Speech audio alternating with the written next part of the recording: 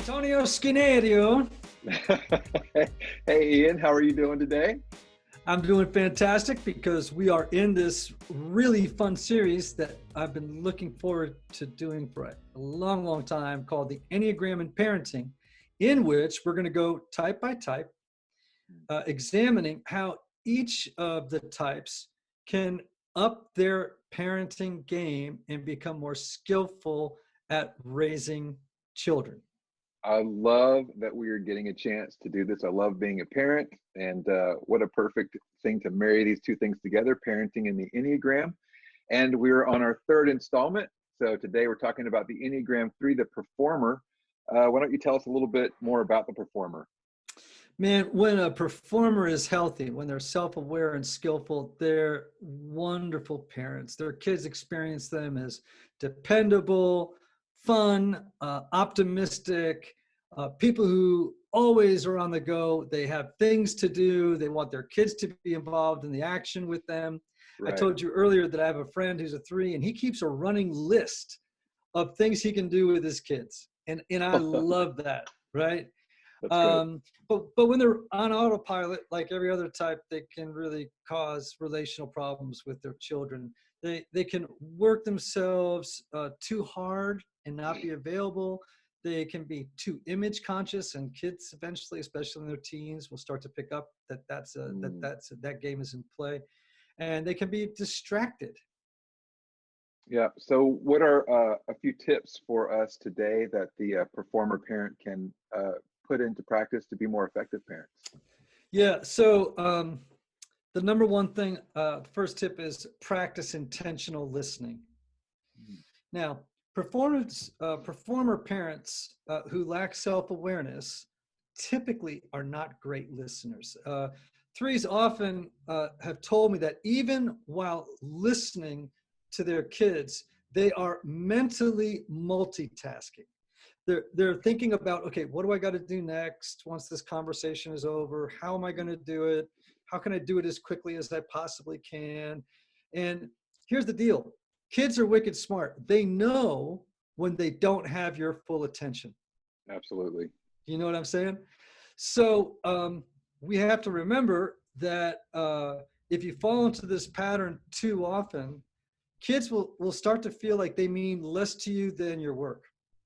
Mm, Okay? They know that's what you're thinking about, right? right. So learn to monitor your thoughts, and when you're with your kids and you're talking and they're talking to you, just keep making sure that you're bringing your full attention back to what they're saying to you when you notice that your mind is beginning to half drift into what do I have to do next. I have a friend of mine who likes to say, and I think this is very important, there's a big difference between hearing someone and listening to someone. Oh, that's so good. So That's you want to really yeah, listen yeah. fully to your children when they talk to you through as parents. That's a good little mantra you just laid on us there at the end of that one. How about tip number 2? Yeah, this one is let your kids accomplish their tasks their own way. So 3 parents often step in to tell their children how they can complete a task more efficiently, how to Okay. do a task better, right? It's just, this is sometimes, by the way, how 3s and 1s can sometimes get confused with each other. Yeah. Few kids appreciate it when a performer parent steps in to show them a quicker, better way to clean their room or to do their homework. They have to remember that not everyone values efficiency as much as they do, and that's okay. There's a great quote by Bill Ayers. He says, "Your kids require you most of all to love them for who they are, not to spend your whole life trying to correct them." You got to say that one again. That's good. Yeah, your kids require you most of all to love them for who they are, not to spend your whole life trying to correct them. So let your kids, tip 2, let your kids accomplish tasks their way, remembering Oh, that not everybody values efficiency and getting things done as quickly as possible as you do as a 3. so good. All right. How about tip number 3? All right, fully feel and share your feelings. Performer parents often have trouble identifying their feelings. Now, you and I as fours, in a way that's not always helpful, are really good at identifying our feelings, too Right. many of them. But for threes, they tend to express their love by doing things for their kids. I cannot tell you how many times I have sat in a therapy session and the kids have said, Dad, you spend so much time at work. And the dad will say something like, or the mom will say something like, but I do it all for you. Wow.